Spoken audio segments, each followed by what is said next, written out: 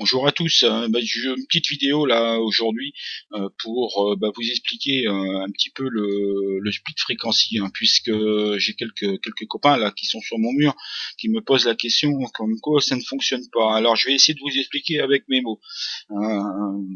Pas bien compliqué en réalité, il suffit de comprendre un peu le procédé qui est très simple. Dans un premier temps, votre calque, il suffit de le dupliquer par deux fois, donc dupliquer avec un clic droit, vous avez la possibilité de le dupliquer, ça c'est les versions longues, ou leur calque, dupliquer le calque, voilà, ou alors la version courte, CTRLJ par deux fois, et votre calque est dupliqué par deux fois. Donc après, il suffit de les mettre dans un groupe. Pour les mettre dans un groupe, plusieurs procédés, donc vous créez votre groupe, vous sélectionnez en maintenant la touche maj appuyez, vous sélectionnez vos calques et vous les glissez dedans. C'est une solution. Ou alors la solution la plus simple, vous sélectionnez vos deux calques CTRL-G et votre groupe il est créé avec vos deux calques à l'intérieur. Voilà. Donc ça c'est dit, ça c'est fait.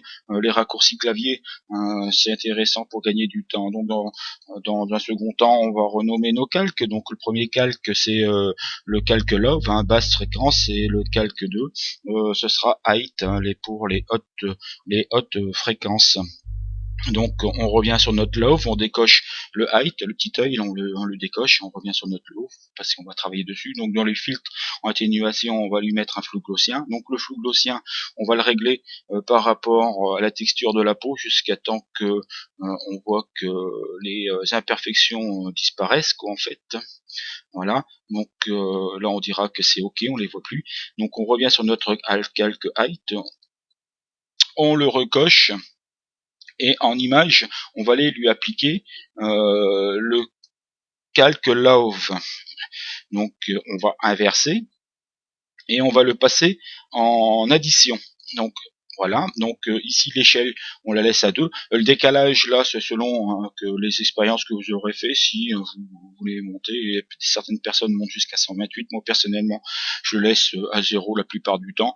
Donc voilà, donc là on fait un OK. Donc le height, ensuite on le passe en lumière linéaire, on retrouve notre photo. Et maintenant, on va pouvoir travailler dessus. Donc deux possibilités. Soit vous prenez l'outil correcteur, ou soit vous prenez l'outil tampon. Pour cette photo, je vais prendre l'outil correcteur. Donc l'outil correcteur. Donc là, avec la touche Alt, vous sélectionnez une partie de la peau qui est propre.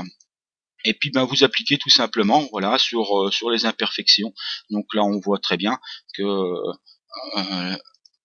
tout ce qui est trace, voilà, ça s'en va très bien. Donc en même temps, la peau est pas trop vilaine à certains endroits, donc n'hésitez pas à aller chercher de la couleur avec la touche Alt et pas appliquer la même couleur de peau partout. Donc on peut légèrement peindre sur les gros défauts, mais pas trop non plus. Donc on préfère tâtonner, mais vous voyez, les imperfections s'en vont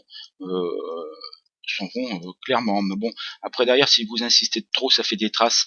C'est pour ça que je préconise de tamponner tout doucement. Alors une autre petite astuce, je vais pas refaire l'image complètement puisque la vidéo serait bien trop longue à déposer sur YouTube. Donc notre petite astuce aussi pour affiner votre travail, en créant un calque, on va travailler sur une couche bleue. Donc on va aller faire un nouveau calque mélangeur de couches. Donc en cochant la case monochrome, on va aller foncer jusque on ne voit quasiment plus la peau du visage, et on va redresser avec les bleus. Voilà, là les imperfections sont vraiment au top. Donc toujours pareil, on revient sur notre calque height et on continue le travail en fait. Voilà, et là ça nous permet de vraiment voir toutes les imperfections et travailler très finement, voilà. Et voilà, je vous ai tout dit sur le split frequency.